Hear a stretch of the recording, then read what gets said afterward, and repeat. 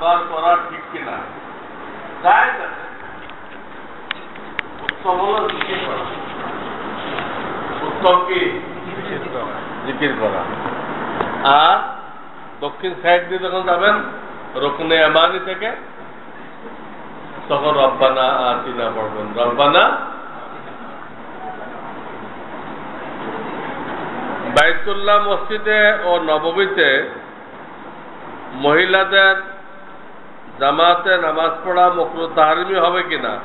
অবশ্যই। মক্কায় থাকা অবস্থায় বাইতুল্লাহ, মদিনা থাকা অবস্থায় মসজিদে নববী, এখানে মহিলাদের নিয়ে যাওয়ার কোনো প্রয়োজন নেই।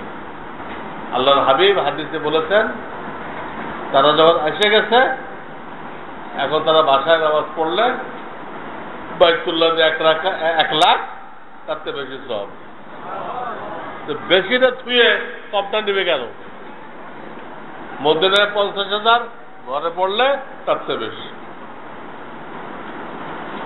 এতটুকু সুযোগ দেওয়া হয় যে তওয়াফ বা সাই করতে গেছে, তখন নামাজের টাইম হয়েছে, ওই অক্তটা পড়ে নিল।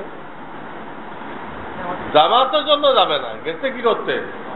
তওয়াফ বা সাই করতে।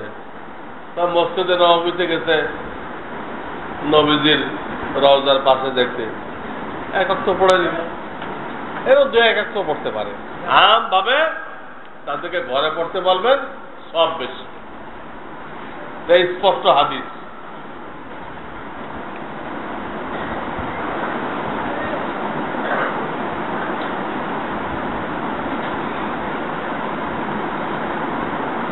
মসজিদে জামাত হয়ে গেলে 3-4 জন আবার জামাত করতে পারবে, এত শর্ত আছে তো। মূল মসলা তো মসজিদে জামাত হয়ে গেলে আবার জামাত করা মাকরুহ, কিন্তু কিছু শর্ত আছে, ওই শর্ত পালন করলে মাকরুহ হয় না। কি?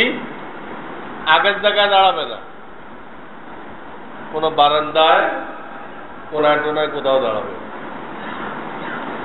আজান দিবে না, ইকামত দিবে না, জায়গা চেঞ্জ করবে, আজানও দিবে না, ইকামতও দিবে না, তখন মাকরুহ হয় না।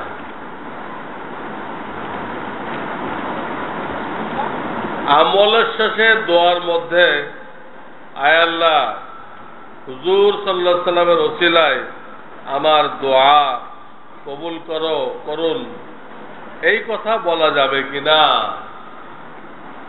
এই কথা তো স্বয়ং নবীজি শিখাইছেন, স্বয়ং নবীজি শিখাইছেন।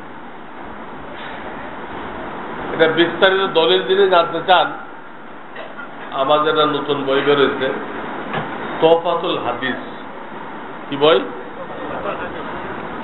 সেখানে এই ব্যাপারে অনেক দলিল পেশ করা হয়েছে। নবীজির ওসিলা দিয়ে দোয়া করা যাবে কিনা তার দলিল দরকার। আমার এই বই থেকে দলিল পড়ে দেবে। কোন বই? তোহফাতুল হাদিস। শেষ। দুরূদ শরীফ। আল্লাহু আকবার।